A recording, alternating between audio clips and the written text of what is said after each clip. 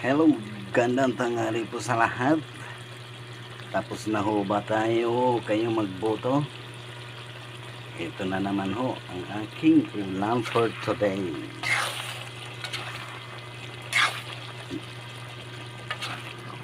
Pork na ginataan, linagyan ko ng sili.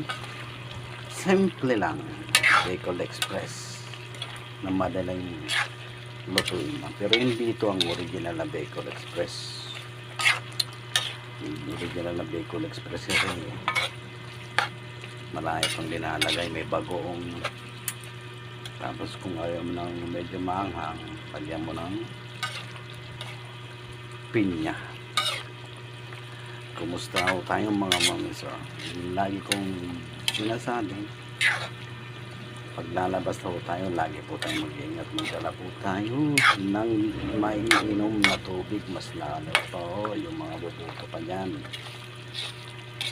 Yan ang aking ulam.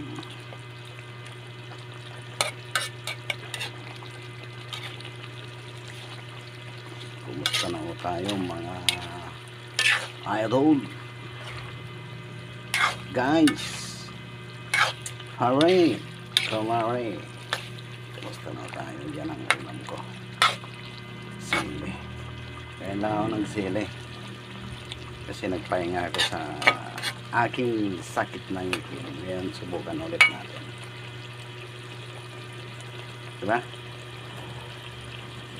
Yan lang po mga mami sir. Follow na lang po ako. Follow ba ko kayo kagad? Promise. Legit po yan mga mami sir. Hanggang dito na po ang aking video.